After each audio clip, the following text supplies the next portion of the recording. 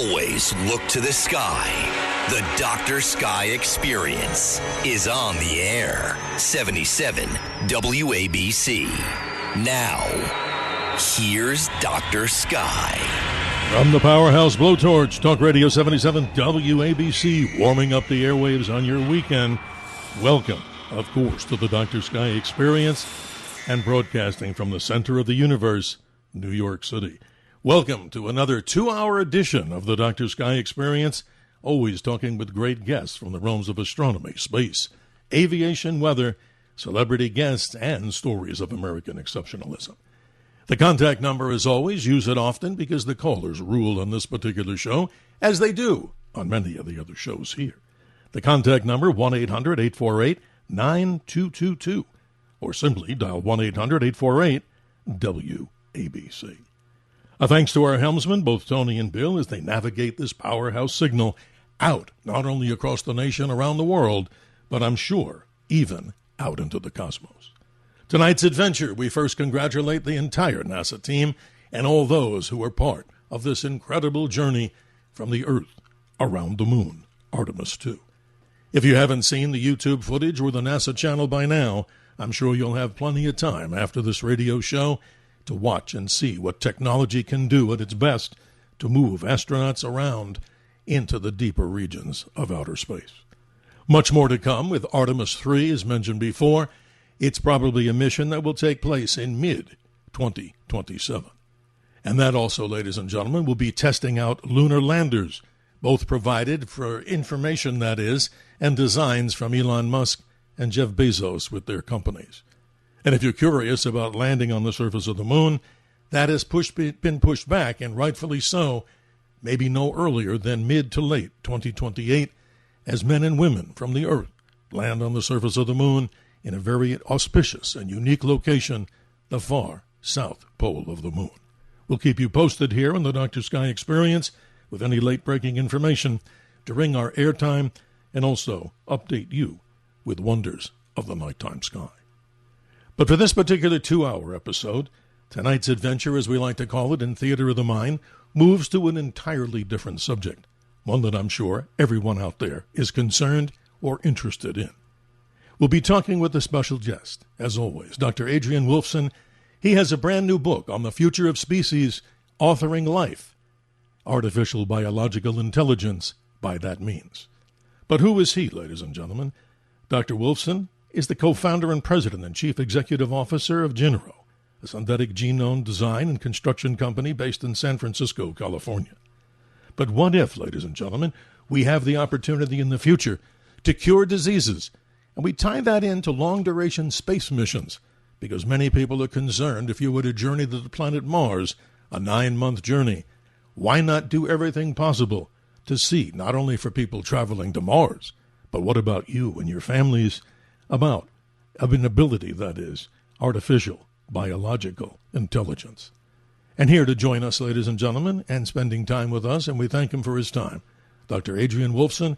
Welcome to the Dr. Sky Experience. Thank you for taking the time out of your busy schedule. How are you, sir? Great, and thanks for having me on, Steve. It's such a pleasure. Really excited to be able to have the time to talk to you and your listeners this evening. Well, thank you so much, and I do hope they join us in this conversation, because many people may be wondering, before we even get started, let's hope that we're not creating future Frankensteins and other things, but you have a whole different path on this, and a very serious and respectable one, as your book design goes into the designs that can be done. But before we get into this, Doctor, I want you to describe yourself, your background, talk a little bit about where you're from, your education, and also about the company, Genero. This is fascinating for the audience to hear.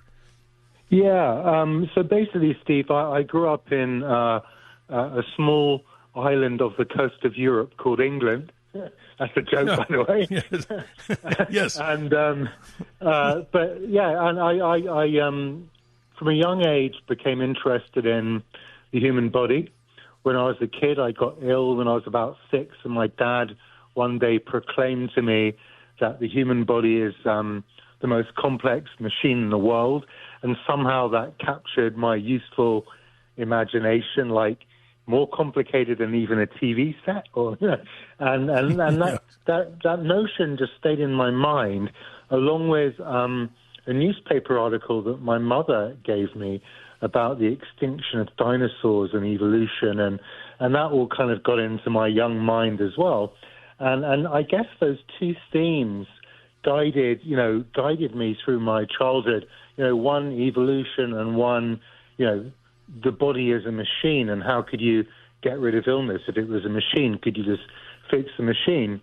And then, when I was at school, I was, like most people, kind of more interested in rock music and running around, and then suddenly at the age of 17, I kind of became serious, about biology and working and stuff like that. All my friends abandoned me because I was staying in and studying, Yes. And I ended up going to medical school. I studied medicine in Oxford, small town outside London, and then I ended up working with a Nobel Prize winner in Cambridge, UK, a guy called Cesar Milstein, who invented a technology called monoclonal antibodies, which have turned out to have been revolutionary in the treatment of human disease. I mean, this guy was, there are Nobel Prize winners and there are Nobel Prize winners, but he was a Nobel Prize winner, if you see what I mean.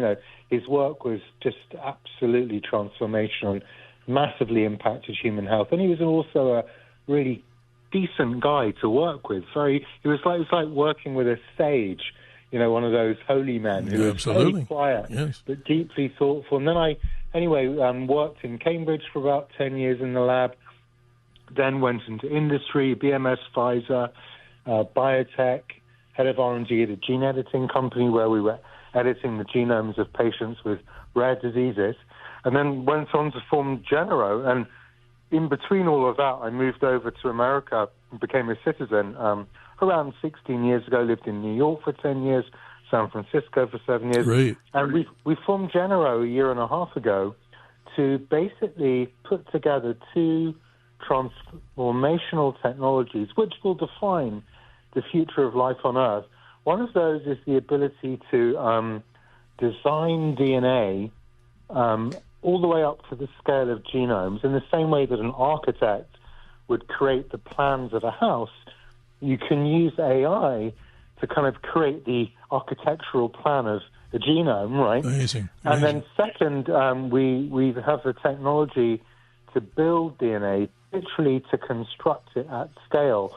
So, we see ourselves in a funny kind of way as a design and construction company. We have architects and we have guys with cranes and hard hats, except the material But I think we're we building. Go ahead, sir. We lost you for just a moment. Sorry. Oh, sorry, but the material we're building is DNA, not houses, right? Mm-hmm, so we're designing and building genomes. Wow. Ladies and gentlemen, like myself, I'm no expert in biology, and that's why we bring on the best of the best. And throughout this 2-hour, as we call it, Doctor, an entire, adventure in the theater of the mind, because obviously we're not doing this on television, so it's all verbal, it's all imagination with facts and figures. And we love what we call it, people coming on here who do call in, everybody, and our guests, critical thinking, and what we love is dialogue. So we appreciate this. And again, ladies and gentlemen, your questions, I'm sure you're going to have many, 1-800-848-9222, as we warm up our conversation, as we continue here, ladies and gentlemen, with Dr. Adrian Woolfson. Talk about your company, Genero. This is interesting. If we're talking about creating something like building houses, but in the biological world. So, folks, if you really weren't paying attention to biology, and believe me, I'm going to get a lesson myself, we may ask the good doctor to define some of the terminology here so we make this a most appropriate and informative interview. But am I correct in this statement? Tell me if I'm wrong. Your company had created, not to put words in your mouth, the first synthetic virus? Is that a fair assessment, or do I have that verbiage wrong? You're mostly right. One of my co-founders, Brian He, who is at the Arc Institute in Stanford, he's a kind of guru, if you like, in one of the leading lights in this new emerging field of genome design. And there are these kind of programs, AI programs, which are just like, if you like, the ChatGPT chatbots or Claude, which manipulate the language, the 26 letters of the English language. And what Brian's been doing is he's been making effectively kind of chatbots, if you like, but that can manipulate DNA as a language. Instead of the 26 letters of the English language, the language of DNA just uses 4 letters, right? And by looking at really large databases of genome sequences, AI is able to pull out rules, kind of construction rules, grammatical rules, if you like, which we are not able to see with our own eye. And once you can unpick some of those basic rules, you can start to use those rules to build things, right? Now, our sophistication isn't yet at a point where we can build a zebra or a giraffe or a human or a whale or whatever, right? We can't even build, a tiny little insect or paramecium. What we can build today are viruses, right? Why would you want to do that, right? Well, because there are some viruses which are so-called good viruses, right? So these aren't viruses that cause illness. These are viruses that kill bugs, right, that cause illness, right? And as you know, as your listeners know, that oftentimes some of these bugs, these microorganisms, become resistant to all known antibiotics. And it just so turns out there are some special viruses called bacteriophages, which literally eat bacteria, which is why they're called phage. It comes from Greek, to eat, right? And these are so-called good viruses. So he basically designed and built the first ever genome of, I won't call it a living thing, because a virus technically isn't alive because it has to infect a cell to replicate, but it's a biological entity.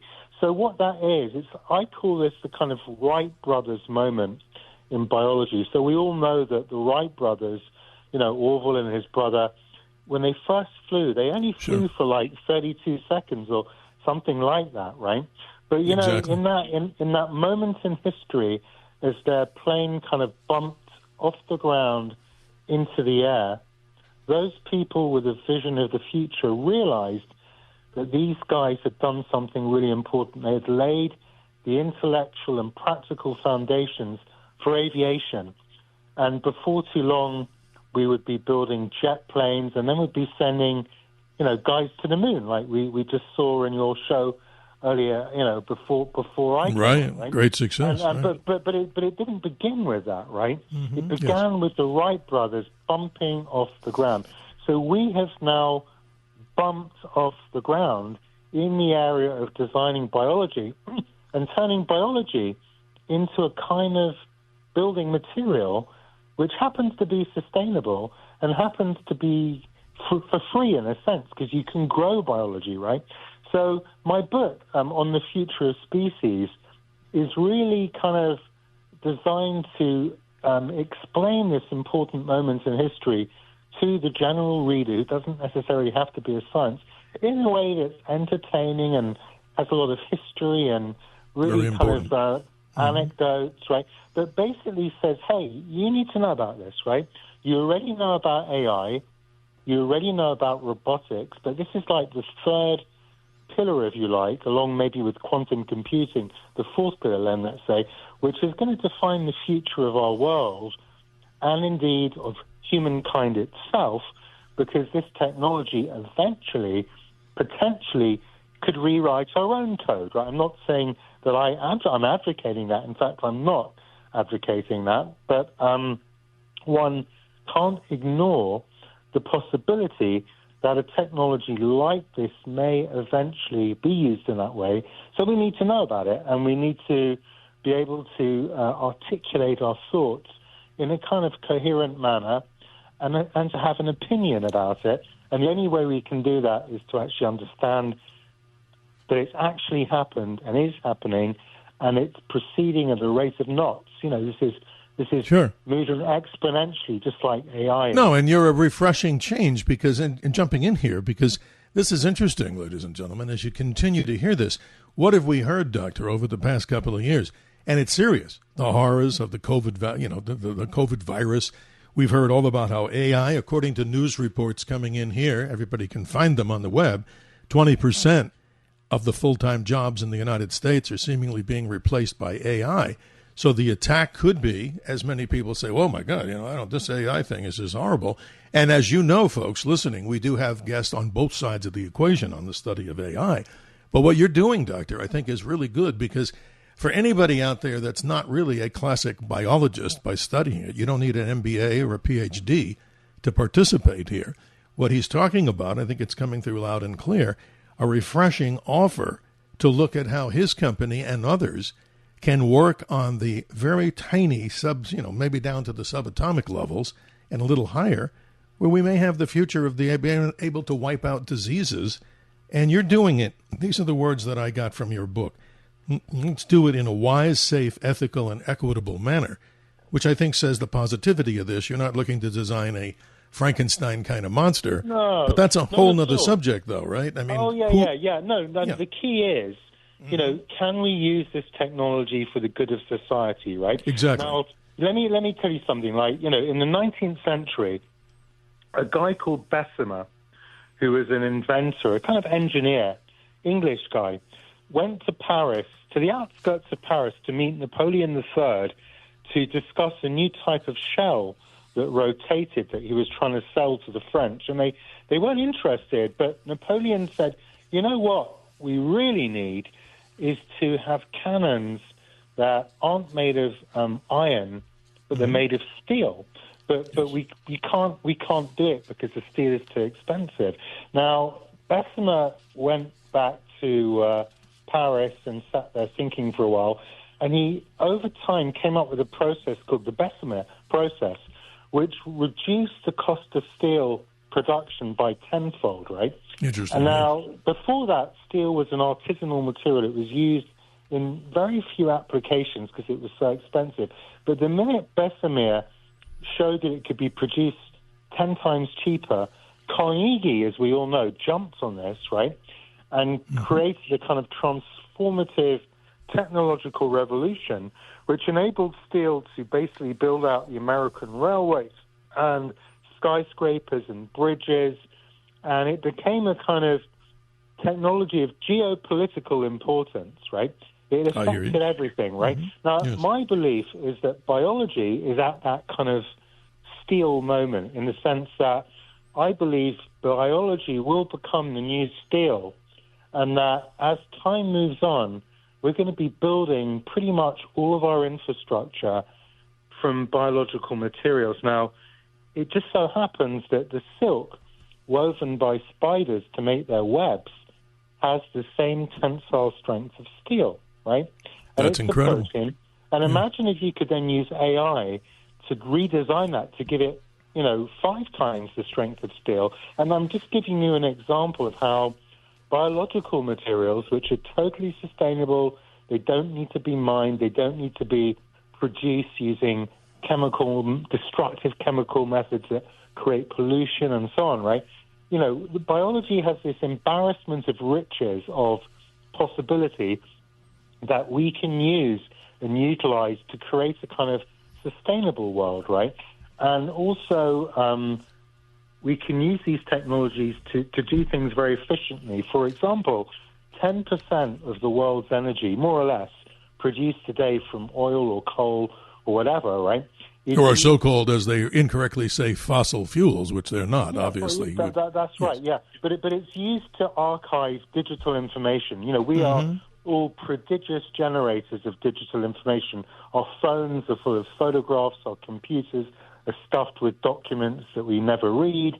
But all this stuff has to be stored somewhere, and that's using 10% of the world's energy, right? Now imagine if all of that information could be stored in DNA, and that's a very real possibility, right? So all of a sudden, you save 10% of the world's energy, right?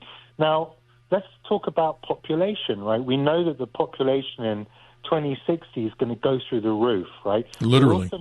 We also know we can't produce enough food for those people. And actually, the way we're producing more food at the moment is not by being more efficient, it's by chopping down rainforests and destroying wilderness and all the species that live in those wilderness. Now imagine if we could create a second green revolution by redesigning the genomes of cash crops like potatoes or rice or wheat, and by increasing the yields, right, we no longer need to destroy nature. We can preserve nature. We are the custodians of nature. It's not our, we have no right to destroy nature. We inherited nature. It's our precious resource which we can't squander. We have to keep it intact for future generations. We need to be responsible. But by using biology to do some of these basic things, we can achieve, that aim of preserving nature whilst allowing people to live a better life, to eat, to store information without destroying the environment, to build. Well, I posed this question, Doctor, excuse me for interruption, to the audience here. What things would you want to see, ladies and gentlemen, as we talk to positivity here of what the good doctor's telling us about with his company, the ability to look at maybe making certain diseases extinct in time. This is what you would hope for, because look at all the suffering, Doctor, that people are going through, and this is not something of science fiction. You're working on this, but I need a definition of something from you first. Give us this definition which you coined so that people can understand it clearly. How would you define artificial biological intelligence? It's a lot of words. I'm going to give you the kind of one-line answer first, and then I'll be a bit more specific, right? Okay. But the one-line answer, artificial biological intelligence is when basically you learn how to speak the language of biology, right? So if you say, hey, build me a giraffe, sure, this is how you do it, right? In other words, you understand those generative rules, the generative grammar that biology uses without having it in a grammar book. It's just kind of there, built into the system, right? Which enables biology to build all of these incredible things, because life is just, living things are just phenomenally complex and intricate, right? And they're rule-based. They have to be rule-based, right?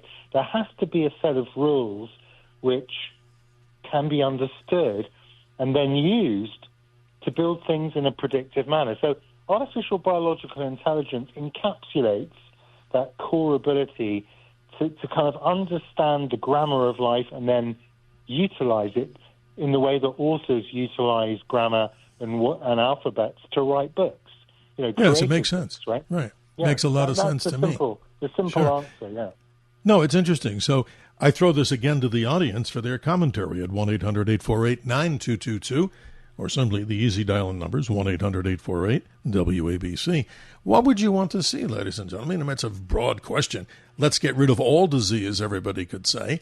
But the work that you're doing, obviously, goes down into something that is so miraculous that let's say we could stop the whole, whatever the genetic code of people who have Alzheimer's or other horrible diseases Stephen Hawking. Let's talk about that, right? Because obviously, in the same way that a cactus, has a set of rules, right?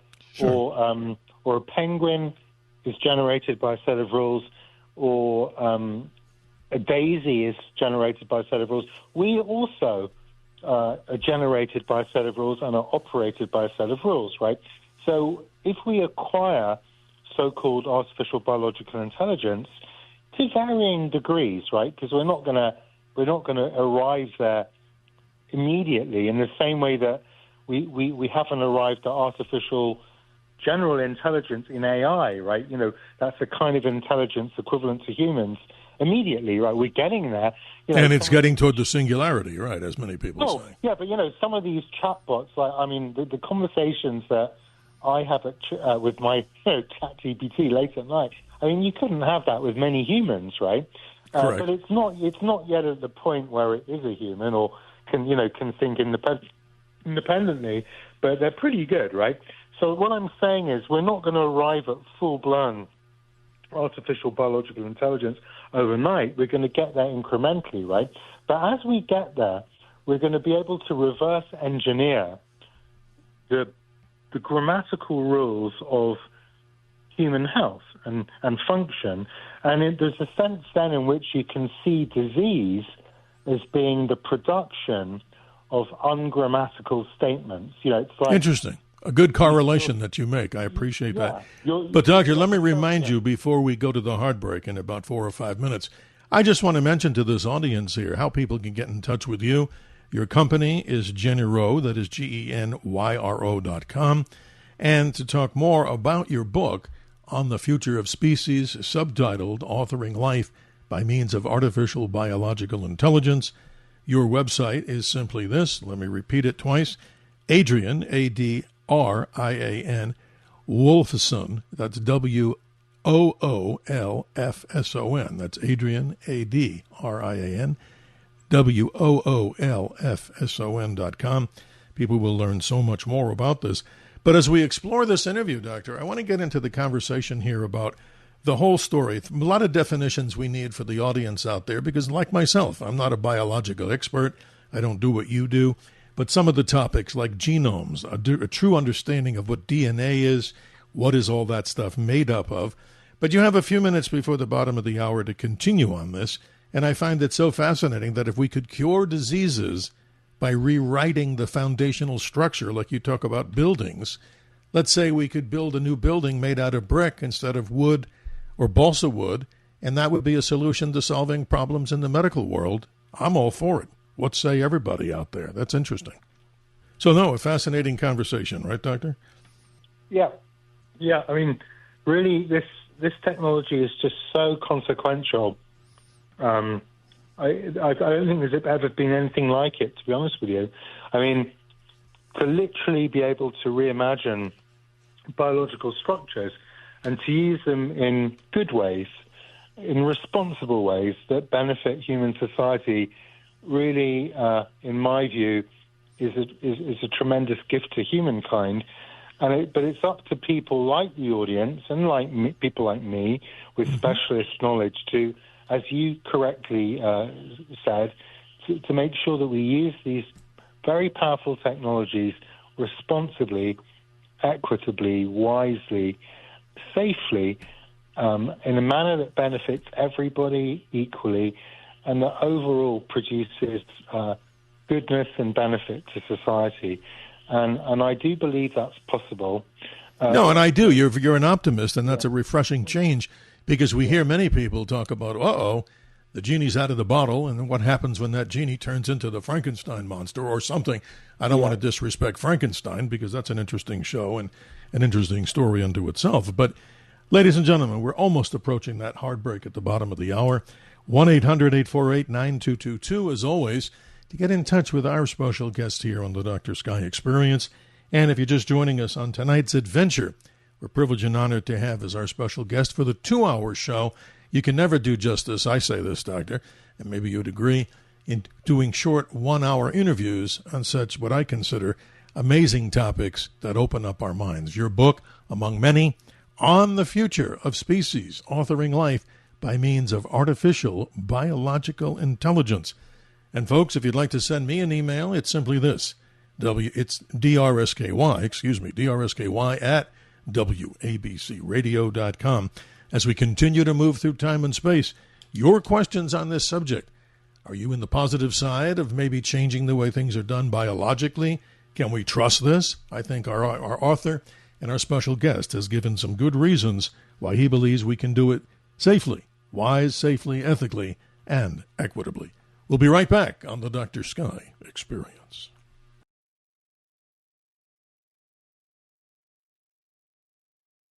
This is the Dr. Sky Experience. Always look to the sky. 77 WABC. Now, here's Dr. Sky. The nitrogen in our DNA, the calcium in our teeth, the iron in our blood, the carbon in our apple pies were made in the interiors of collapsing stars. We are simply made of star stuff. A great quote from the late Carl Sagan as we continue with 32 minutes after the hour. Always great guest, as you tell us, ladies and gentlemen, from the great realms of astronomy, space, aviation, weather, celebrity guests, and stories of American exceptionalism. Tonight in Theater of the Mind, our adventure continues with Dr. Adrian Woolfson. Not only is he a CEO of a corporation studying this whole subject, and that subject with his book on the future of species, authoring life by means of artificial biological intelligence. Welcome back. Always appreciate you. Let's talk a little bit about the terminology so we can help some listeners that may not be fluent in this. Tell me what genomes are and talk a little bit about DNA, because I have many questions. A long, long time ago, Doctor, this is a long time ago, I had the opportunity to interview Mr. Watson, but that was what was scheduled. But at the last minute, he got ill. So obviously, Crick and Watson, the story of DNA, but help us out. And let's start with genome so people understand what that is, because they may think we're speaking a foreign language. Yeah, let's start off with that. Okay, so when I was a kid, I used to make these model aeroplanes. So you probably know what I mean. I used to make some Messerschmitts and Spitfires because I was English. I built them too. Yeah. Yeah, and they were, they came in loads of these little plastic pieces attached to these, kind of plastic frames, and you had to pull off all the little pieces and then assemble the plane. But rather than just doing it, trying to work it out, you actually had an instruction manual that came with it, right? That told you how to put all the bits together. So I think the best way to think about a genome is the combination of the instruction manual and also the bits, right? And the genome is, if you like, the complete construction manual, which enables those bits to be assembled into a living thing. In this case, we're talking about a model aeroplane, but imagine that instead of assembling a model aeroplane, we're assembling biological components into an organism. And that's what a genome is. It's just a full set of instructions, the minimal set that are necessary to build the living thing that's being specified, right? And it just so turns out, though, that the instruction manuals of living things are not written in English like the ones that we got in America and England. They're written in another language, and that language is called DNA, and it's a chemical language, and DNA comprises of combinations of 4 different chemicals, C, T, G, and A, and the different combinatorial kind of possibility that can be derived from ordering those 4 chemical letters in different ways is kind of similar to the combinatorial complexity that you get when you combine the 26 letters of the English alphabet into sentences, paragraphs, pages, books, right? So it's just a different language, and the genome is like a finished novel. It's everything that you need to tell a particular story, the story of a giraffe, the story of a human, the story of an ant. It's all contained, written in DNA, which is a chemical, right, a chemical substance, and it's a fully contained work, so to speak, right? And I think that's honestly the simplest way to think about a genome. Or you could also think of it as a library, right? As a library of books, with each book being, part of a chromosome, if you like, and each book has, different parts of the instructions that you need. But any one of those analogies works. Interesting. No, it's a fascinating subject. It wasn't one of my favorite subjects, I'll be honest, as far as the grade I got in organic chemistry. But that also had a little bit of mirroring to the subject that we're talking about now. And maybe many listeners out there, like yourself, have a full vested knowledge in this. But I want to bring it back, Doctor, to what the average person, like myself in this particular case, in this interview, and many other people listening, I think the main message that I'm getting out of this particular book is that, tell me if this is really the focus, because I've delved deeply into this.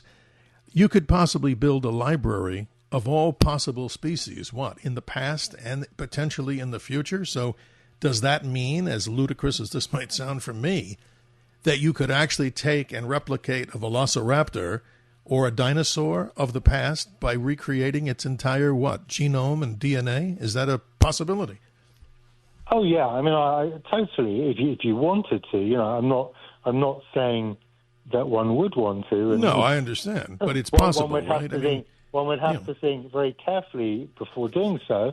But once you have the ability, the 2 things here, right? Let me make a distinction, right? Because in some cases, there are extinct organisms, like the dodo, for example, right? Has been extinct for several hundred years. But there are actually there is a stuffed dodo, for example, in Oxford, right, in a museum, and DNA is pretty stable. So it's quite possible to actually derive the complete DNA sequence of a dodo from a bit of, dodo material from this dodo in the museum in Oxford. I'm not sure if anyone's actually done that yet. I mean, they might have done, or if they haven't, they're probably about to, right? But so in theory, you could retrieve some tissue from this kind of mummified extinct dodo, sequence it to get the ordering of the DNA letters, and then literally synthesize that genome brick by brick, right? And then you'd have to boot it up, right? Because it's not enough just to make a genome. You've somehow got to get that genome into a cell, and then you've got to kind of boot it up so that it can create a living thing. And that's not trivial, but definitely possible. So that's one example. But when you talk about a velociraptor, you're talking about a different situation, because there, the DNA, they were extinct so long ago. Right, that's the term extinction, right? We haven't been able to date, retrieve DNA from dinosaurs, right? So we don't actually have a complete dinosaur genome that we could recreate. Now, some proteins, believe it or not, do survive from dinosaurs, so we can kind of piece together parts of dinosaur genes, but to actually recreate a velociraptor, a historical velociraptor, yes, as opposed to something that looks like a velociraptor, is no mean feat, and not sure. something. But what would be possible? You talked about this library and of all possible DNA sequences, and let me give you an example there. Imagine if you could write out every possible combination of the 26 letters in the English alphabet, kind of infinite lengths, or as long or as short as you liked. If you could do that and create an exhaustive library of books, those books would contain all possible books, right? It would contain the Gideon Bible, it would contain War and Peace, Dostoevsky, it would contain Charles Dickens, it would contain your life history, tomorrow's newspaper. This infinite library of all possible combinations of letters contains everything, right? Now, similarly, you could imagine an infinite library of all possible combinations of DNA sequences, right?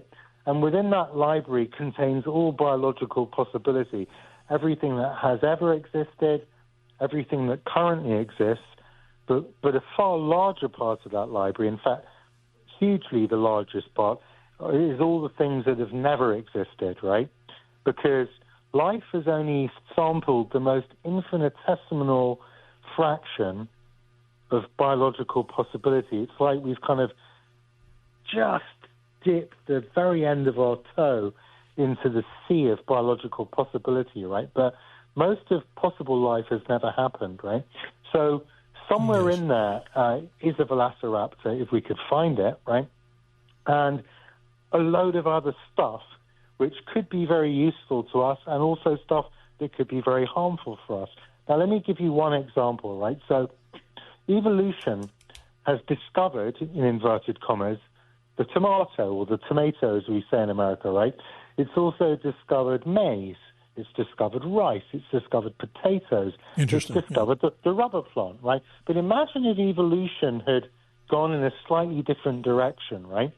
And none of those species, including cows and sheep and goats and other useful species, chickens, none of them ever happened, right?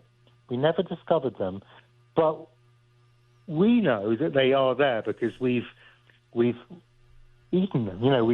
They're a key part of our everyday food, right? But imagine that never happened. And now imagine that there are huge numbers of other species like that which have never existed that could be incredibly useful for humans, right? Like the rubber plant, like maize, or like the potato. So and imagine if we could find a way of locating them in that library. In other words, a kind of computer program, if you like, that could go through this space of possibility and produce a map of it, map it out and say, look, over here, it's like a territory, a kind of frontier that's never been explored. Like over there, we've got a new type of crop which could grow in the desert and produce as many calories as rice, and it's never existed, and we could make it, and then we could plant it. No, it all sounds exciting, Doctor. We're almost up against the next break here on the Dr. Sky Experience, but when we come back from this break, I want to go into kind of a little bit, open the floodgates a little bit here. I want to get your iteration of artificial biological intelligence to the organizations and people out there that have both sides of the coin of creationism and, of course, of evolution. And as you know, lots of controversy. We hear about all these different debates going on about that whole concept, creationism versus evolution.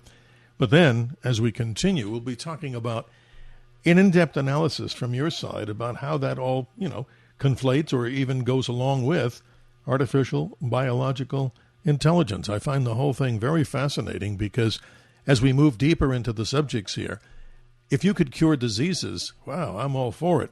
But I like the way you're presenting this because it's not a panacea. It's not something to alarm people. But then again, the controls, there has to be some sort of controls on this. But I like what you say. For new life, iteration, and creation, you stated many times in your book, you want to do it in a wise, safe, ethical, and equitable way. And that, of course, sounds very good. But we sometimes know how things can get out of control for the dark side. We'll be right back on the Dr. Sky Experience. Your questions and comments, 1-800-848-9222, or simply 1-800-848-WABC. We'll be right back.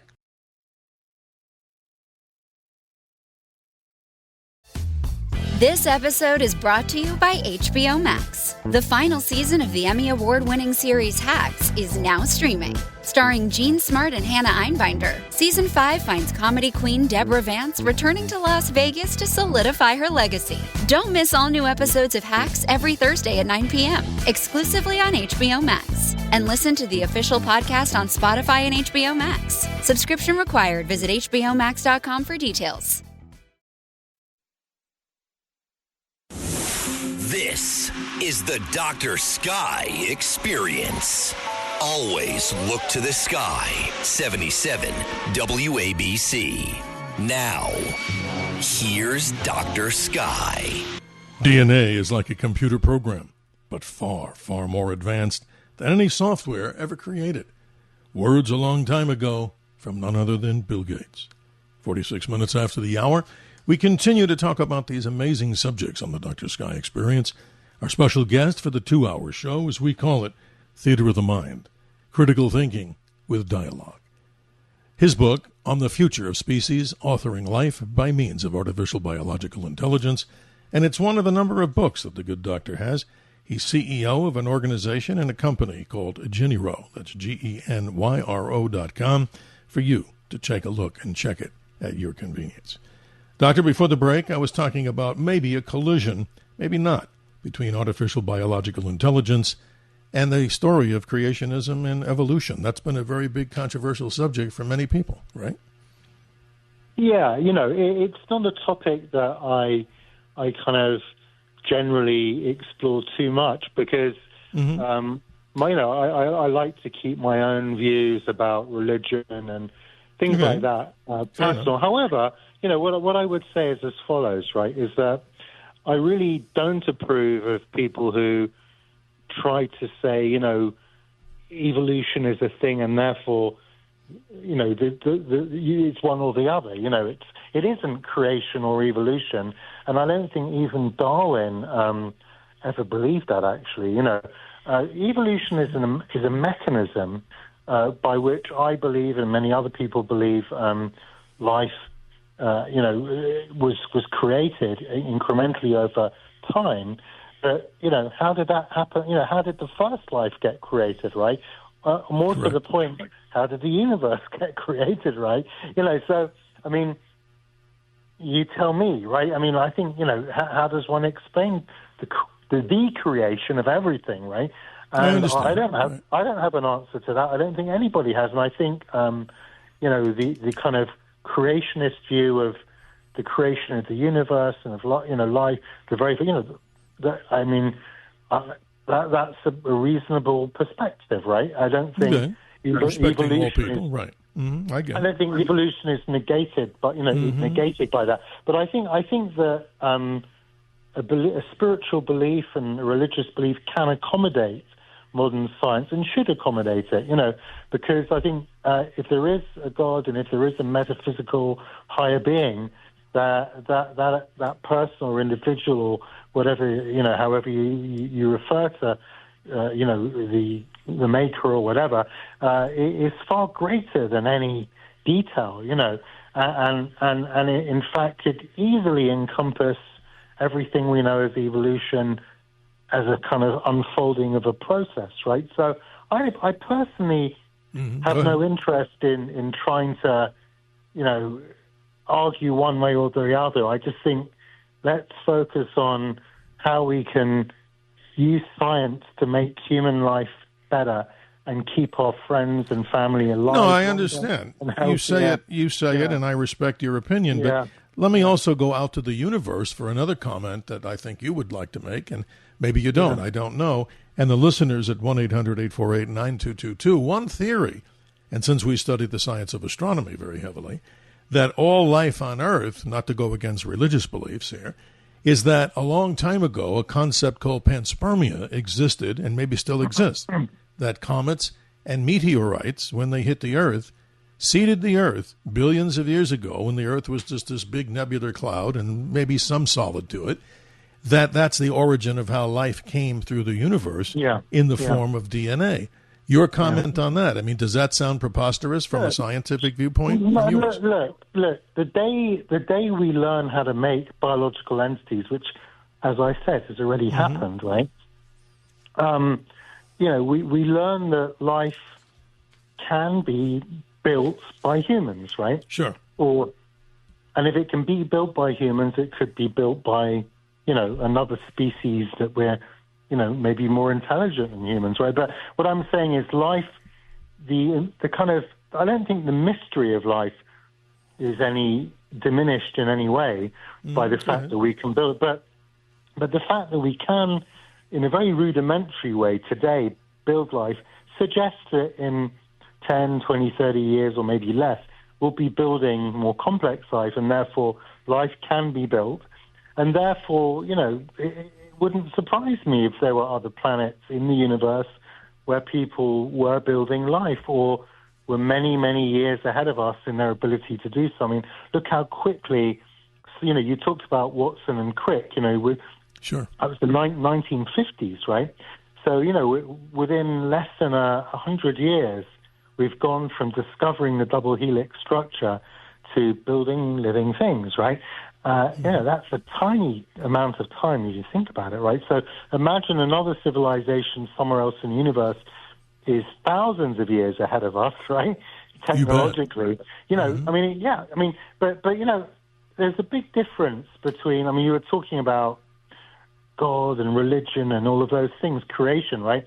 It's true that creating life is, people sometimes say, people are playing God, and I don't think they are. God is, if there is a God, is far greater than any of those particular skills. I mean, humans can't, like I said, humans can't build universes, right? And I don't think we'll ever be able to do that, right? That's a godlike, at that level of creation, and life itself is special as well. I think human life is probably unique in the universe as we know it, right? Yes, but exactly. could there be life elsewhere? I mean, could life have been seeded on Earth from? I wouldn't rule it out. I don't think that's the case personally, but I don't think it's crazy, as a hypothesis. Why not? I don't see why not. No, so, you bring up some good points. Again, not to take you down a different path here, but the thing I always hear about, I listen to so many programs, whether they be TED Talks or like other people out there, and some of the debates between creationists and, of course, evolutionists and people from evolution, that's an interesting thing. So that's amazing. It's an interesting subject. I think just generally in life, we just all need to be tolerant of other people's views. if somebody wants to believe in evolution and somebody else doesn't, that's fine. Sure, I know. I get it. We're all entitled to see the world in the way that we wish to, but what we do all need to align on is how science can help us all to live better lives and to help cure the diseases of our friends and family and our children, and to enable ourselves to live longer and in a more healthy manner.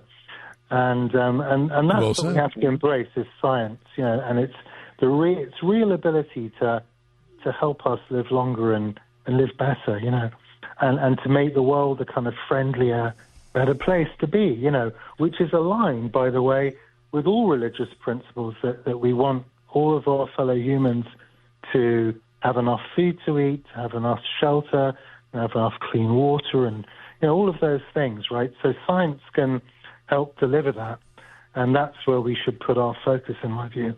No, I like what you're saying, and I'd like the audience to respond to this in kind, whether they agree or disagree about these concepts of, what you're doing, I think is phenomenal in the scientific world. If we can, again, as in hour number 2, let's talk about some of the specific disciplines that you're applying to look at how we can create how can we get rid of some of these diseases that we do have. That would be incredible. I mean, the whole concept of curing cancer, some say in the conspiratorial way that we had this, solution many, many years ago, but nobody's taken it up, blah, blah, blah. But what you're doing, I think it's fine. And I think I sum it up this way. Would you agree, Doctor, on this one? Here we go. Preserve the nature of human nature. But does that sound like an oxymoron to many people? How about that one? No, that's actually a very important point, right? Because, to me it strikes at the heart of everything, right? Which is, what does it mean to be human, right? And sure. It's an interesting question, and it's not as straightforward as you might initially think it is, right? So let me give you one example of what I mean now, right? So there's a species of tree in California called the bristlecone pine, right? Okay. And the bristlecone pine happens to live for over 4,000 years in some cases. And there's one particular pine called Methuselah, which is something like, don't quote me exactly here, but I think it's at least 4,600 years old, right? Amazing. So that begs the question, how is it that this goddamn pine tree can live 4,600 years, and we're lucky if we live, 60, 70, 80, 90, 100. Yeah, what's the mystery of that, right? Whatever it is, yeah. So, but, the fact that there is a tree that does that, right, suggests that it may be possible to learn the lessons of extreme longevity from this tree, right?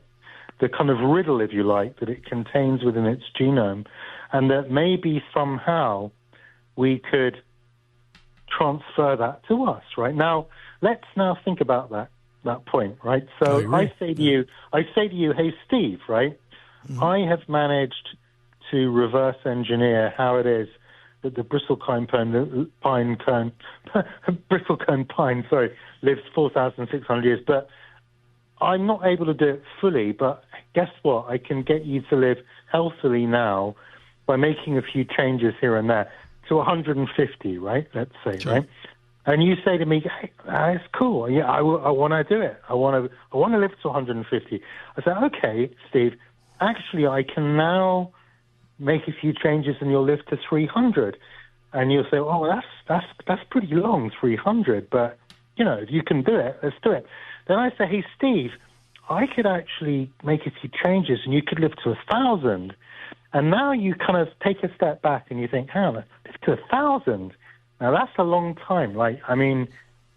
Would I still be human at that point if I lived? Because humans don't generally live.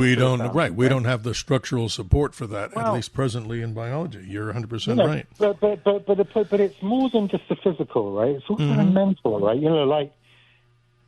Think of what you're going to experience in 1,000 years. How many friends and family members you will lose because of one thing or another, even if they too can live to 1,000. They probably won't. There'll be, something will happen to them, right, or whatever.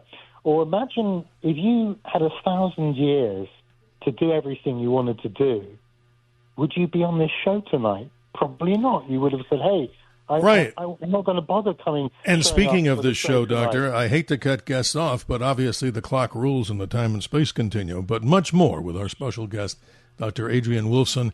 You can get in touch with his company. It is GENYRO.com or AdrianWoolfson.com, and Woolfson is WOOLFSON.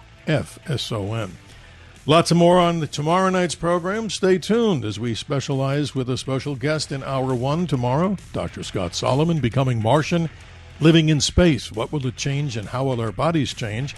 And then in Hour number 2 tomorrow, John Lumberg, the designer of the Voyager spacecraft's golden record, a good friend of Carl Sagan, the farthest object out in space right now. We'll be right back.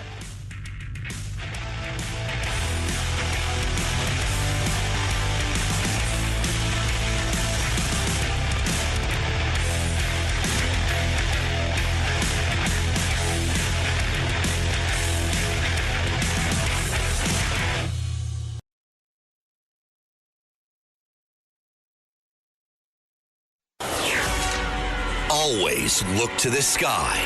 The Dr. Sky Experience is on the air. 77 WABC. Now, here's Dr. Sky.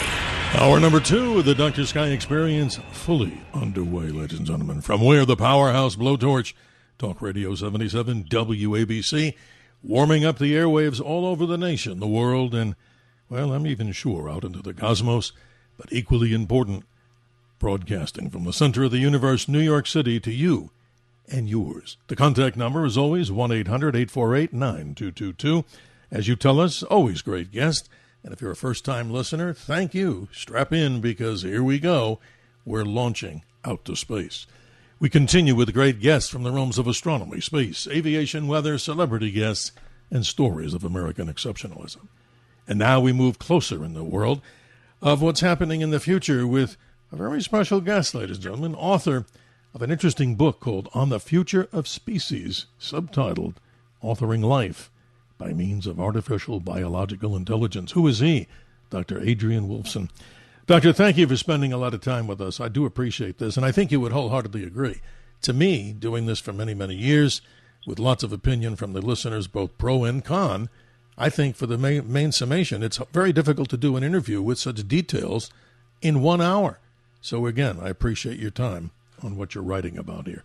Let's continue and talk about the things that I think are most important, probably to the listeners out there, at least I hope they would. Let's talk about the curing or helping people when it comes to the diseases that exist right now in the world. Talk about some of the positivity there and give us some examples of maybe what you would see us working on or your company's working on. Fascinating. Yeah, I mean, I genuinely believe, Steve, that these types of technologies that enable us to build DNA, edit and write DNA, and also understand how DNA generates the behaviors and structures of living things, but also how it generates the misbehaviors that lead to disease, are going to result in a situation where we can honestly look forward to a time where many of the diseases that we're used to just being part of our life, like cancer is a great example, will become a thing of the past. You know, if we were alive in the 19th century, yes, we'd be lucky to live to the age of 30. I mean, you know, most of if you read literature and you read, the works of Keats and Shelley and all these great poets and writers, and most of them are dead by the age of 30 or 40 because they developed TB or some other nasty infectious disease like pneumonia, right? And of course, eventually we developed antibiotics, and infectious diseases more or less until multiply resistant, antibiotic-resistant strains emerged, more or less became a thing of the past. And, of course, like I said, that wasn't the case in the 19th century. And I believe that in another, maybe 20, 30, 40 years, cancer will be pretty much treated in the same way that we treat infectious diseases, and that Boy, do I hope so, Doctor. I mean, that's amazing. One or two generations on, they'll be thinking, wow, back there in 2026, can you believe that people are dying of cancer? In the same way that we think, can you believe people died of TB or they died of pneumonia? It's like, would be unthinkable, right? Because we would have worked out how to deal with it. And there are many examples, even today, of cancers that are treated really effectively by modern medicines to the extent that they're curative. Chronic myeloid leukemia is an example where many patients can achieve what's called functional cure using so-called kinase inhibitors drugs like imatinib or dasatinib or nilotinib. And these drugs literally offer the possibility of total cure. We've seen recently cell therapy, and we've seen stem cells, right? Checkpoint inhibitors like anti-PD-1. We're in stem cell therapy as well, and stem cell transplants, and all of these therapeutic modalities can lead to functional cure. Now, unfortunately, not all patients respond equally well, right? But in the ones that do respond, you have a kind of proof of principle that cancer is fully treatable, right? So I believe that as we begin to use AI to, not just AI, it's more than just AI. We need to still continue with conventional research, and we need to generate the databases that AI will interrogate. But as we begin to increase our knowledge of science experimentally and using AI, we are going to develop tremendous insights into all of these diseases, and we may well be able to look forward to a time where most diseases do become a thing of the past, like diabetes, Alzheimer's, cancer, and we can therefore have healthy longevity, and then it becomes a question of what is longevity mean, like how long can a human body live? If we could we live to 200, right? But not only how long could it, I mean, how long should it, right? Yeah. Like, how long would we, I mean, I'm not sure that we would wish to live, right now to 300 or 400, but, maybe if we'd had this conversation in 1804, had the radio been invented, right? Or in a saloon in Dallas, Texas, or wherever, right? And I said, hey, I'd love to live to 90. I mean, my mother lived to 90, right? And you might say to me, oh no, 30 is fine for me. That's the right age for humans, right? And maybe then that was the right age, but now nature has shown us that we can live a lot longer, and I guess most of us would. I mean, I'd like to live healthily to 90. My father's 94 and still working. Wow. Fully mentally intact. So it can happen. And why not? I mean, I think that can only be a good thing. But I'm just saying that there may come a point where we have to actually take a step back and say, well, what is human nature?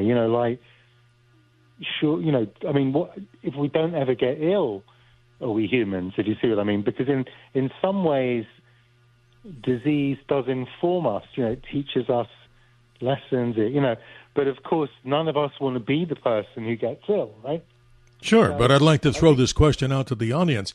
What limitations would you folks want to see out there put on the concept, and not to go after you, sir, on this, just to get people's opinions, pro and con, on artificial biological, intelligence, because everybody within the sound, I'm sure, not only of my voice, but everywhere you're hearing in mainstream legacy media, so many commentaries that go on about AI, and people are saying, wow, some of these top executives are left companies out of fear of what? No safety in the whole AI realm. And this is a little different subject than what you're doing per se.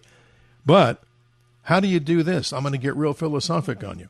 How do you preserve free will, doctor, in human genomes? I mean, Does that sound almost like a ridiculous statement? Because a genome doesn't talk to you. How do you preserve free will in a human genome in the future? Well, it's not a trivial question because at the end of the day, there are a lot of human characteristics which can't, we're not built like an automobile, right? So it's not like, here's the gene, to have free will, the free will gene, right? In fact, some of these complex phenomena like free will are generated as kind of emergent phenomena from the interactions of many, many genes, and each of those genes are themselves involved in many, many other processes, right? So there's a funny, strange way in which, there's a lot of entanglement between all of the different functions, so that when you kind of optimize in one domain, there's, it's a fairly significant risk that you're going to lose out in other domains, right? Sure. So it may actually be the case that, in fact, there was the French philosopher Voltaire talked about the best of all possible worlds, right? That is there a world? In fact, Leibniz, the philosopher who inspired him, talked about God examining all possible worlds when the world was created, and choosing the version of the world in which the balance of good and evil, good and bad, was optimal, but at the same time acknowledging that it was always going to be a compromise. I hear you. There were many alternatives, but the one that came into existence was the kind of the optimal version, but still suboptimal. And therefore, it may be that as we try and optimize for longevity or not having cancer or whatever, that something is lost. It could be that that's free will, or it could be that eventually, if we do understand the basis of free will, which one imagines eventually we will, that in some nation states somewhere in the world, the government might decide to get rid of it because they don't want people to have opinions, and that could happen, A very interesting subject, Doctor, but I want to try to get as many people who want to talk about this very subject, deep as it is, but amazing what you're doing. You're saying it right out in front in this book on the future of species, that doing the things that you would be seeing to change the whole structure of how the human nature would be through this, artificial biological intelligence. This is a fascinating subject. But what I like about what you write many times in the book, and I'm going to repeat it because you know it best, do it safe, do it wise, do it ethical, and do it equitable. But see, then again, my mind says, I believe what you're saying, not a doubt in my mind.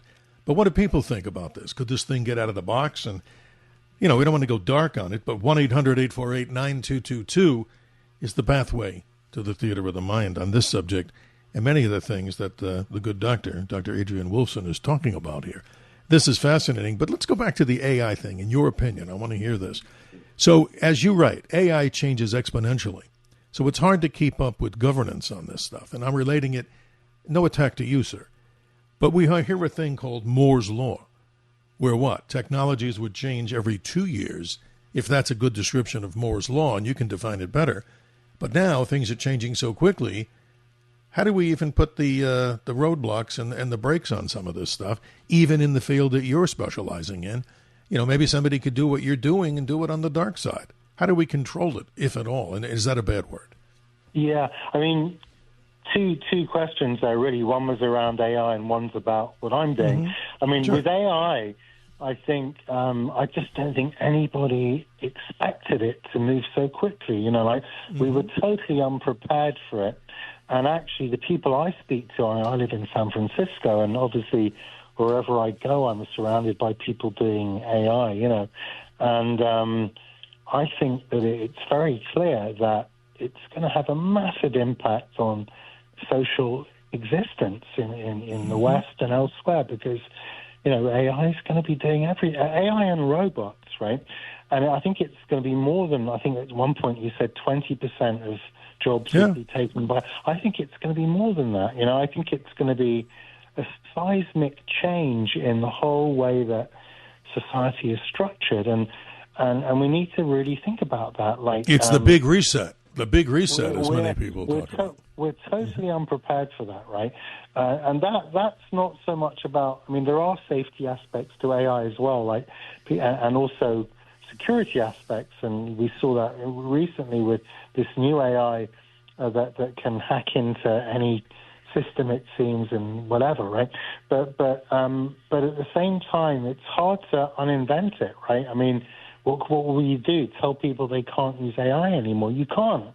Once of course it's not. been invented, and there are good aspects of it, right? And maybe we'll eventually, if robots and AI are doing all the work, we'll have more time for leisure. You know, who knows, right? But all I can say there is that we should probably put resources into preempting the effects of these technologies now that they happen so quickly, so exponentially, whereas in the past, technology, it took often hundreds of years to evolve, right? In my technology, this design and construction of biology, there are real needs to create guardrails and safety mechanisms in the form of governance and alignment between different countries and within countries. But once again, it's difficult to try and artificially stop people from being imaginative, right?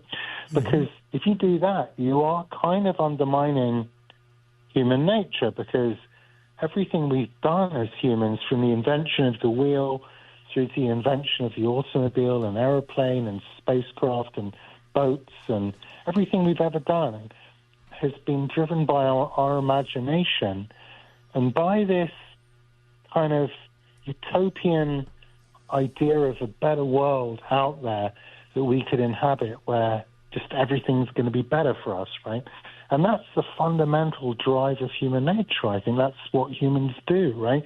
Homo sapiens, wise man who creates, invents, imagines other ways of being, other ways of doing. So I think it would be a mistake to try to stop people from doing things, but at the same time, there have to be guardrails. Like, I happen to believe that right now, anyway, that we should not be introducing genetic changes into humans which can be inherited by our children, right? Yes. I think there are ways of doing it, so-called somatic changes, which affect you but won't be passed on, right? And I think that's the safest way to do these kind of genetic manipulations for health reasons in ways that aren't heritable. And maybe one day, when we really understand how everything works and the full consequences of changing individual components, maybe then we might consider it, right? But then you move into a very difficult territory, which is saying we think it's okay to rewrite human genomes and therefore human nature, or that we believe we can fully compute them, right? That they are computable, in other words, fully understandable. And if they're not, then you always run the risk of making inadvertent changes that you didn't plan to make. I do hear you. And the people speak here at 1-800-848-9222 on these very deep subjects, ladies and gentlemen. And one of the main reasons I wanted to talk with Dr. Adrian Woolfson on this subject about his brand new book on the future of species, with the subtitle that we talk about, is as future space travelers, we all know the great success that NASA has had today. Great. Kudos. Bringing back 4 astronauts from an amazing journey around the moon, something that we haven't done in quite a while. But like I say, for future iterations of travel out into space, there's something that future astronauts, I think, would benefit as people here on the Earth. You don't have to just go to space to benefit from many of the things you're talking about. But I'm concerned about that, because how do humans handle high doses of radiation? Are we going to build a human that's resistant to radiation? I doubt it. But what other things can we do? Yes. Actually, I don't think that would be that difficult. Because, really? Yeah, because you can kind of, you have enzymes, so-called DNA repair enzymes, which repair the damage that UV does to your genomes the whole time, right? And I think probably you could, redesign those enzymes to be more efficient and in a way that they could deal with radiation. I don't know if you'd wish to do that, or whether engineering or rewriting the genomes of humans to enable them to populate other planets is something that we'll decide is ethical or desirable. But I'm just talking about what's possible right now, not which is slightly different, right? And I definitely think that is something that's possible for sure. Yeah. Yeah. No, it makes sense. Talk about Genero. Talk about some of the things that your company is actually doing that people can relate to, because this is amazing. Because let me say this, the science behind it seems very, very complicated to many people. And again, I'm the first to admit it. As a host, it wasn't my number one subject, organic chemistry or biology, but this is fascinating about what your company is doing. Give us some examples of some of the research and the things that you're doing. Fascinating. But I was never at school a great scientist. I was good at English and history, but I was never, the top scientist in class. But I just taught myself because I was interested in it, And I think one of the reasons why I'm able to tell the story in a way, in a simple way, is because I think about it in a relatively straightforward way, and in a way that I can understand, But I think that Genero. Anyway, you asked me about. Yeah, tell us about your company and what you do. Yeah, so Genero does a number of things, right? So we have specific projects like where we are working on ways to store information in DNA. I mentioned that a little bit earlier about the benefits of that, right? And because we have a technology for making DNA really efficiently and at scale and accurately and of any complexity, this gives us a massive advantage over anybody else. And I really do think that the ability to store data in DNA is going to be huge. It's almost like the invention of the silicon chip. It's going to be very consequential because obviously digital information is the currency of the modern world. So that's something of kind of civilizational importance. We only really are tackling problems that we believe are of civilizational importance, really big topics, right? So another one that we're doing is working on an artificial chromosome for plants that can be used to make them drought resistant or heat resistant and increase the yields of crops, right? That's amazing. That's amazing. Yeah, but the main thing we're kind of focused on as well is just generically giving people the ability to build DNA and design DNA at scale. And like I said, that can be used for many, many different things, from making bioenergy to making biomaterials, to vaccines or for healthcare, or there are just many, many different use cases that our technology enables. So we're doing a lot of licensing, and we're also forming joint ventures with people who have brilliant ideas. That we obviously don't have an unlimited bandwidth. So when people have really good ideas, we just say, okay, let's create a subsidiary together. You'll own half of it, we'll own half of it, you can run it, but we'll license you our technology to do whatever it is you want to do, right? So one of our I hear you. Mm-hmm. One of our subsidiaries, for example, is doing something a bit more, less civilizational importance, but actually something that, everybody needs, which is collagen, right? So for the cosmetics industry, right, at the moment when people use collagen in cosmetics, typically speaking, they just get a whole load of cow bones and boil them up and take the collagen, or they do the same with fish. But we can actually make designer collagens from many different species very, very easily. And collagen genes are very repetitive, so they're hard to make. But it's something we're doing with some guys in South Korea, and that's another activity, and just trying to give you some idea of the No, it's amazing. You're very inclusive on that, and I do appreciate that. So people can learn more by going to GENYRO.com, Genero.com, to learn about the many things that your company's doing. But the focus of the conversation, I'd like to move back to synthetic biology, which I find fascinating. And let's go right now before the break in about 5 minutes. I just wanted to talk with you about this. Is it fair to say that as we look at humans, 4 billion years of evolution, let's say, on the planet, but however long humans have been, there's no specific design that you report for the human itself? I mean, haven't we identified the genome of humans, but do we know much about the early humans, or the very first? Where are we missing anything? Yeah, well, we know that there were many different species of humans that preceded us, some not that long ago, 50 to 100,000 years ago. There were at least 6 different species of humans on Earth, including Denisovans, Neanderthals, Homo erectus, Hobbit man, And it's a bit like, imagine that there was just one species of bird on Earth, like a blackbird, right, and nothing else, right? There were no penguins, there were no pelicans, there were no seagulls, there were no, And in a way, it's kind of sad, that we're left with only one species of human, because it would have been incredible. Imagine if you could meet other species of humans, and what would they have been like, I mean, could a Denisovan man ever have written a magic flute like Mozart, for example, or painted like Van Gogh, or invented mathematical theorems like Newton, or maybe they would have been better than us, or maybe they would have been kinder than us, or maybe they would have been less likely to go to war than us, or whatever, right? But they certainly would have been different. So it teaches us that there are different ways of being human, and probably in the future there will be many other ways of being human too, right? And I don't doubt, though, that if you were to bring back a Neanderthal, I think you could if you wanted to. I mean, there are genome sequences. That'd be amazing. Of Neanderthals. But if you did, and I'm not.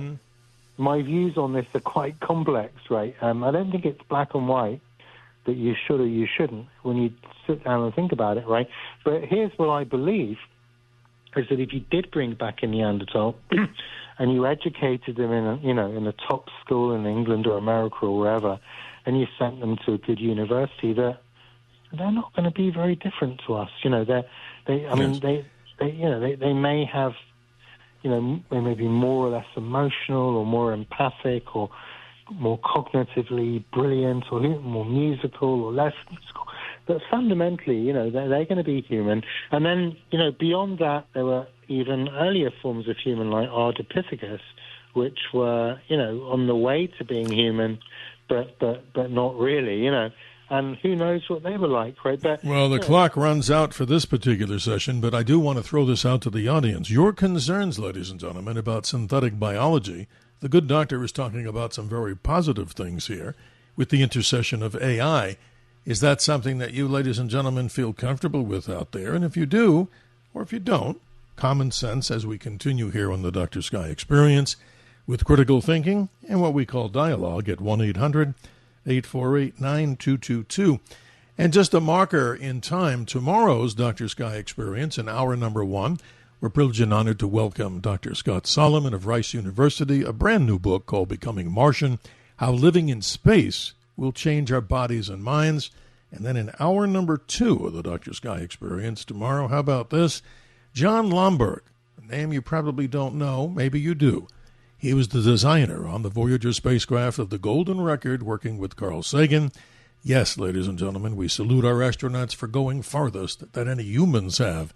But right now, deep in the darkness of space, a spacecraft, there are 2, but the one that's the farthest is the Voyager 1. That's the farthest man-made object in space. One-way transmission takes literally 24 hours and soon to be 1 light day away. Much more with our special guest, Dr. Adrian Woolfson, the book on the future of species. We will be right back.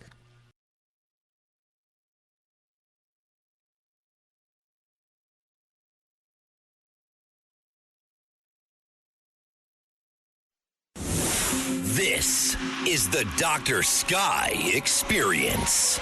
Always look to the sky. 77 WABC.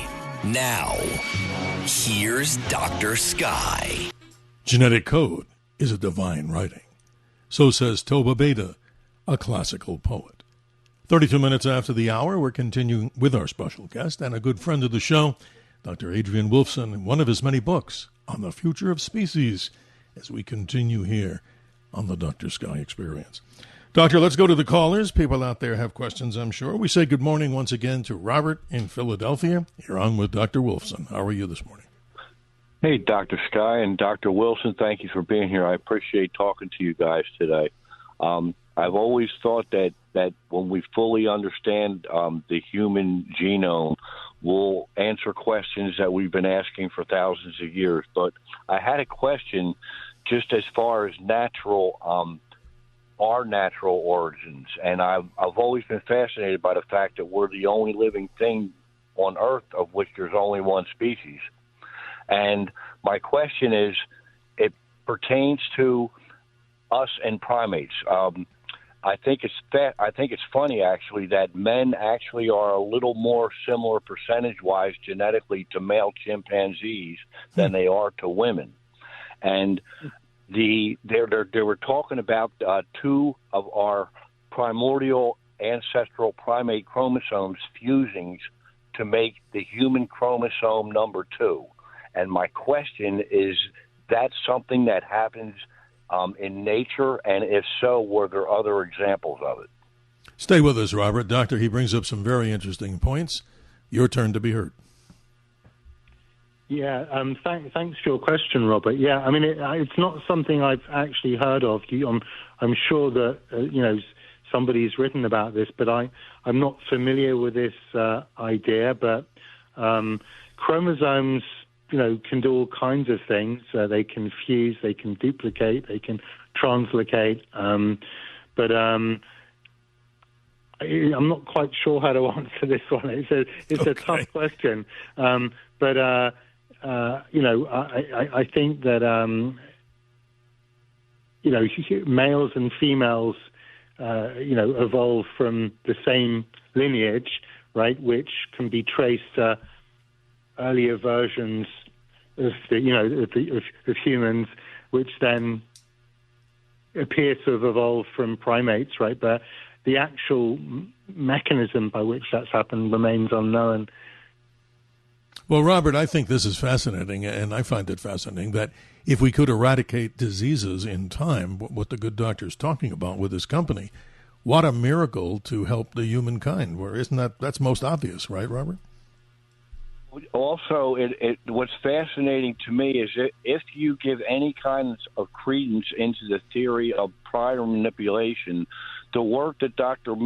Wilson is doing now is proof that it can be done. The question is, was it done in our past, which is a question nobody will probably ever know.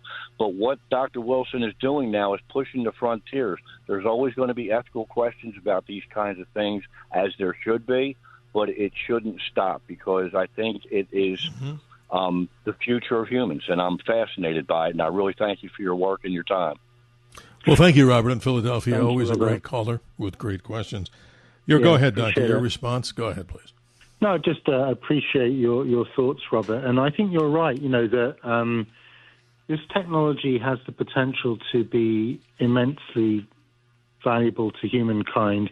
And as I said, it's also a sustainable technology that if we can do things with biology, then it means we don't have to destroy the earth. We don't have to destroy wilderness and rainforests and lose species. And actually, that's a powerful message of my book, which you've given me a chance to talk about now, which is that we do need to look after nature, and all of us should have that in our mind. That we can't destroy all the forests in the world, and we have to leave some untouched areas of the world where species can just be themselves. Otherwise we're going to have a couple of hundred species left, cows, sheep, horses. Right. But we need to pay attention. You're so right. No, Doctor, not to cut you short. We'll all be gone, yeah. You're right. I want to get as many callers on as we possibly can here, and I know many people have questions. Let's say good morning to Carl in New Jersey. You've been patient. You're on with Dr. Adrian Woolfson. How are you this morning? Well, thank you, Dr. Sky, for allowing us to dialogue in this fashion. And Dr. Wilson, regarding the idea of us and our interaction with the progression of AI and how that will affect us. I wonder how you've written in your book, which is quite interesting. It sounds that way at any rate.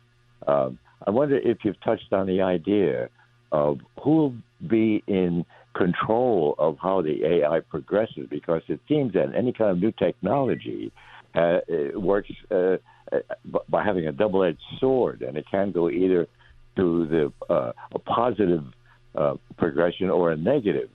And so do you have in mind if there should be some control over it, and who should be in control over it, and how will that be determined, etc.? So that whole question then is open for discussion. Yeah, it's actually a very good question and a very relevant question, and the answer is it's a tough one, right? But I think there needs to be an attempt at some kind of global alignment, some kind of global council where we kind of put together, basic rules at the species level of what we believe is right. Of course, as we know, it's very difficult to get international consensus on anything. Even national consensus can be difficult at times, right? And we also know that there are always going to be people who defect from international norms, right? But we have to try and establish those guide rails and make sure that people adhere to them.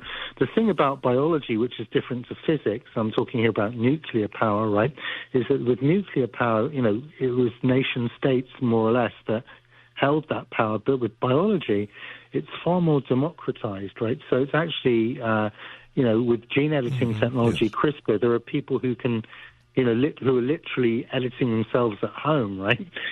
And my technology is more complex than that, but I think it is open to abuse by bad actors, and we need to find a way of preventing that. And one way is to screen all the DNA that's made to make sure it doesn't encode anything that we think is dangerous. Great question. That's very interesting. Carl, thank you so much for being part of the show. We Carl. appreciate you and all the individuals that call here. More time, ladies and gentlemen, if you're interested in getting a answer to some of these complicated questions or the opinion of our guest, it's 1-800-848-9222. He's been patient. Let's say good morning to Mike in New Jersey. You're on with Dr. Woolfson. How are you this morning? Good morning, good doctors. My understanding of life in the most basic level is that you move, you take in nourishment, and you eliminate waste. So I'd like to know, is DNA alive? Interesting. That's an interesting question. I think life has many definitions, and there isn't necessarily a correct one. But an important part of the definition of life, for me, is the ability to replicate information across time. So now you could argue that's what DNA does, right? So DNA does replicate its own information across time, and a virus, it is basically a piece of DNA wrapped in a coat, and but it can't replicate itself. It has to infect a bacterium to replicate, right? So I think DNA by itself can't replicate itself. It can't. It has to have a replication machinery around it in the form of a cell.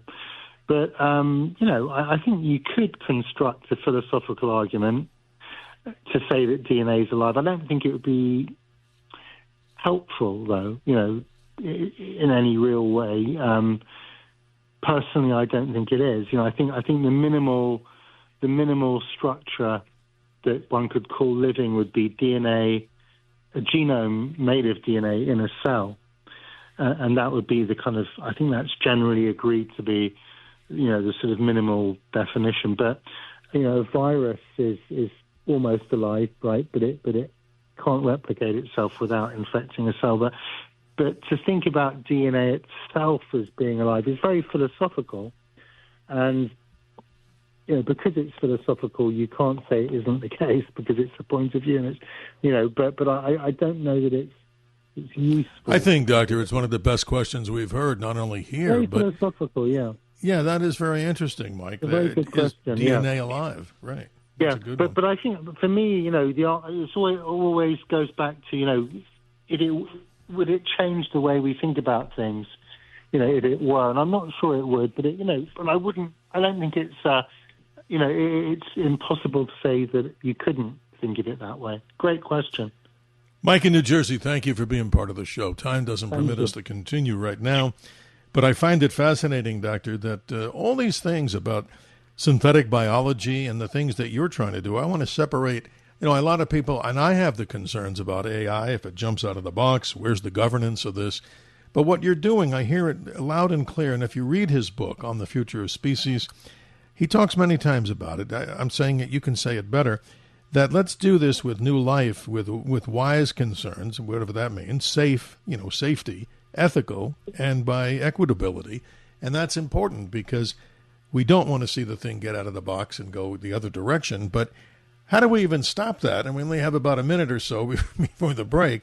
That would probably take a few years to try to answer. But in the shortest answer, how do we control this, like some of the people are saying, with AI and maybe some nefarious people? What would say you in about a minute? I would just say, like I said, when I answered some of those questions, that, first of all, we need to screen everything that's made. So that means some kind of centralization of the ability to build DNA. We need to control what is built so that if somebody tries to build a pathogenic virus, they're stopped, right? And then we need to have aligned rules and governance and guardrails around what's acceptable. So, like I said earlier, I don't think it's acceptable personally that to make changes to human genomes that are inherited, right? And there are many reasons for that, but the main ones being that we can't predict the changes with 100% certainty, and also our ability to make changes isn't discrete. And there's a lot of off-target which could cause disease, right? So, however, having said that, the other day, guess what? I came across a company that claims to be doing safe and exploring safe and ethical germline editing, which is exactly that, heritable editing. Well, hold that thought, Doctor. Yeah. Again, I don't like to have to do this to any guest, but unfortunately we're up against the clock. We'll continue with that response that you have and also your commentary here on the Dr. Sky Experience. Still time to the top of the hour, number 2, to get in on the conversation in the Theater of the Mind. 1-800-848-9222.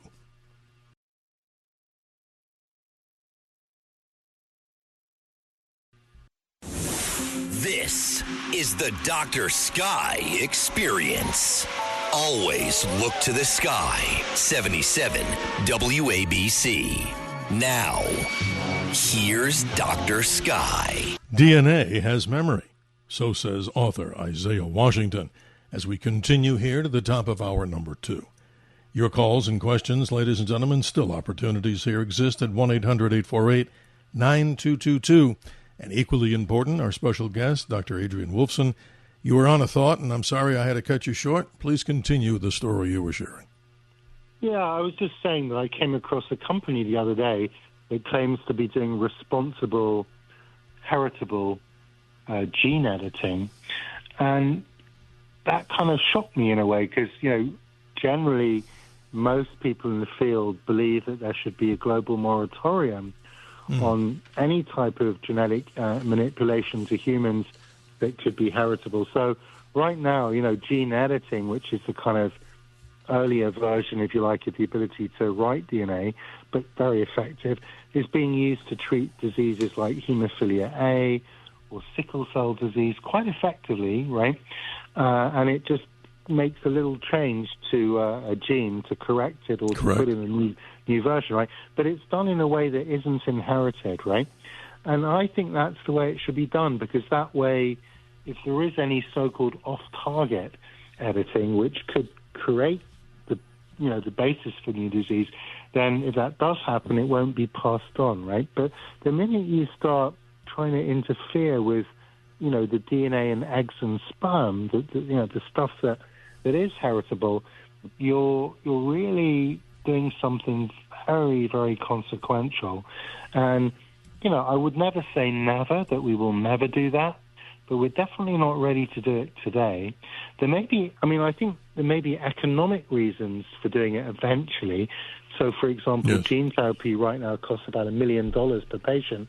And if you take a country like Pakistan, where the prevalence of sickle cell disease is huge, they'd have to put half the GDP of the country into medicine just to treat patients with sickle cell disease if they did it every generation, But if they just got rid of it forever, well, maybe that would be the only way they could do it. But it also turns out that the mutation that gives you sickle cell trait also protects you against malaria. So those guys would be vulnerable to malaria, right? So it's never simple. I hear you. It's not simple at all. No, it's not simple at all. But this one really has bothered me for a long time, and I'm being serious and always honest. If we never learn from our mistakes, look at history. War, war, war. Look at what's going on right now. War, war, war. Is there, not to be science fiction-like, a way, how do we find that part of nature that we could simply remove? I know that sounds a little radical, doesn't it? But remove the hard part of the whole thing. In other words, the aggression side where we have this instinctive war thing. How do you do that? Yeah. Can you do that? I've given this a lot of thought, right? And it goes back to what I was saying earlier about Voltaire and Leibniz. Like, Voltaire said this in a very nice way, right? He said that you can only appreciate the light in a painting because of the contrast with darkness, right? Mm-hmm. Yes. In other words, light and dark naturally coexist. It goes back to the old biblical theme. I remember at school, when my pastor at school, we all asked the same question, why is it, if God is, such a good guy, why is there evil in the world? Why is there bad? Why couldn't God deal with that, right? And then, the biblical answer is, the Garden of Eden and the temptation and biting into the apple, right? But another way of thinking about that is that actually a lot of the things in human nature which are positive or aren't positive but lead to things that make us human, paradoxically have their roots in things like violence, right? Like, and yes, how they you do. How you kind of create a lineage. Like, let's take something like jealousy and ambition, right? Sure. Two traits that aren't particularly nice. Well, ambition, you could say, is fine, right? If it's done in a nice way, right? But not the kind of ambition at the expense of other people, and But ambition in a nice way. But let's take jealousy, right? That jealousy clearly is not something that we consider to be good, right? Of course. And yet, but in some cases, jealousy can drive people to do things. Like, I think there was jealousy. We were talking about Watson and Crick. And there was probably not jealousy, but let's say rivalry, right? Rivalry between them and Linus Pauling in America, who was also trying to solve the double helix, right? Sure. And rivalry is a kind of precursor of warfare, right? But it was the rivalry between them that probably created the dynamic tension for them to discover DNA, right? So, do you see where I'm going here? That there's a kind of almost necessity for the kind of basic biology that creates warfare in a sense, but obviously we don't like to see it manifest, right? But it does. But if you remove the capacity for warfare completely from the human genome, I imagine that you'd lose a whole lot of other stuff as well, right? So I'm not sure that it's that simple, if you see what I mean. No, I do, but like if you add the other ingredients, sex, money, and power, that a lot of things, well, we don't want to take away a lot of these things, but I'm not going to say which one we would take away. But obviously, the greed thing, the jealousy thing, is it inherently inside the DNA? I mean, where is it? How do you find it? I don't, I don't think anybody knows, right? But I think you'd have a Nobel Prize in 24 hours, right? I think we have to assume that it is somewhere in our DNA. But what we know is that the same brain structures create good people and bad people, right? Exactly. Even brothers and sisters can be so different. They were brought up in the same house. They share most. I mean, I'm very different to my brothers and sisters, more close and more similar to one of my brothers than the other, right? But it shows you how there was, it's not just genes, and that I would never suggest that it was, right? But I think your DNA gives you the kind of foundations of everything else, right? But I do think, like I was saying earlier, that the idea that there's a kind of perfect way of being human is just not correct. Like, in a sense, we are human because we're imperfect, because we're paradoxical, because we mess up, right? And if we didn't, we wouldn't be human. If we weren't irrational, we've all seen Dr. Spock in Star Trek, right? Who's can't understand irrationality, right? But You're exactly right. It's that very irrationality that makes us human. We're a kind of paradoxical bundle of traits, some charming, some awful, but that's why we're human, And if we try to engineer that, we'll lose our humanity, in my view, right? And I don't think that's so. I think the way to prevent warfare and to get people to get on with each other and respect each other and to love one another is not through engineering our genomes.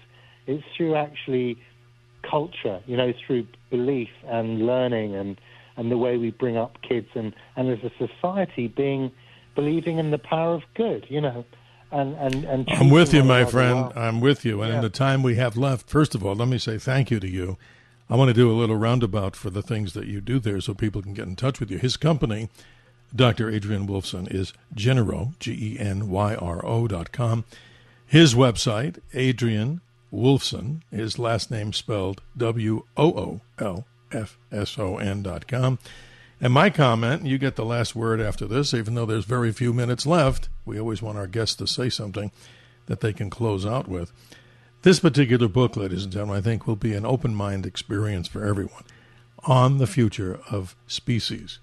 Authoring Life, that is the subtitle, by means of artificial biological intelligence from Bloomsbury Press. It came out on the 12th of February of this particular year and is still running very strong. But, Doctor, one of the things I want to end the subject with and the interview, synthetic biology, I love what you're talking about. You're trying to put the controls on the thing as far as the good side. Do it wisely, do it safely, do it ethically, do it equitably. But probably one of the most prolific things that I found from the book is preserve free will in human genomes. You got about a minute, Doctor, but thank you for your time, and I hope we can talk about this later on and check his other books out. I think you'll be impressed. Please continue, Doctor. No, thank you, Steve. One of the key messages of the book is exactly as you say. We need to be careful that this technology has huge benefits for humankind.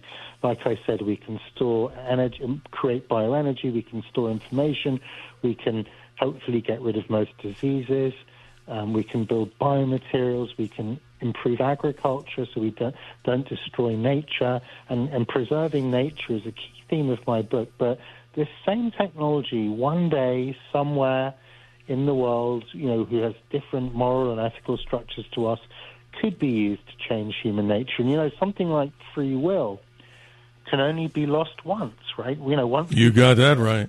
And on that note, Doctor, I hate to close the conversation, but time doesn't permit. But I do hope people will continue to check you out, and we will, on the Dr. Sky Experience. Thank you for your time, and a good morning to you, sir, and I appreciate your time. Thank you, and thanks for all the great questions. They were really wonderful questions. It's been our pleasure, sir. Tomorrow night, ladies and gentlemen, the Dr. Sky Experience goes out into the universe once again. Rice Professor Dr. Scott Solomon, his book, Becoming Martian, How Living in Space Will Change Our Bodies and Minds, an interesting book that he's written. And in hour number 2, we'll be speaking with, get a load of this, John Lomborg. Who's he? The designer of the Voyager spacecraft Golden Record, an artifact of humankind with pictures that's still out there on the farthest machine that's ever been made by humans. Kudos to the Artemis astronauts moving around the moon. But this particular object, Voyager 1, is now 15 billion miles away. If you sent a radio signal, it would take 24 hours just to get to America and the nation's most incredible time machine. We'll be speaking with John Lomborg on his experiences And that record, which looks like an older big LP, contains so much information on humankind with pictures, actual audio recordings. We'll talk about how that happened and so much more. A brief sky report. The moon moves on to its last quarter phase. Your major planets, Venus in the west, the bright object that you see, and also Jupiter, now about 480 million miles away overhead, gets set for an interesting meteor shower called the Lyrids, which peak on the night of April the 21st into the morning of the 22nd. We'll speak more about that as we continue on the Dr. Sky Experience. Questions and comments always favored here and always answered at my email, drsky@wabcradio.com. And how about this?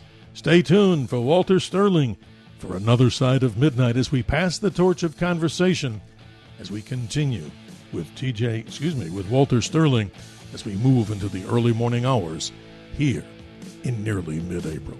We'll see you tomorrow night, and thanks to our navigators and helmsmen, Tony and Bill.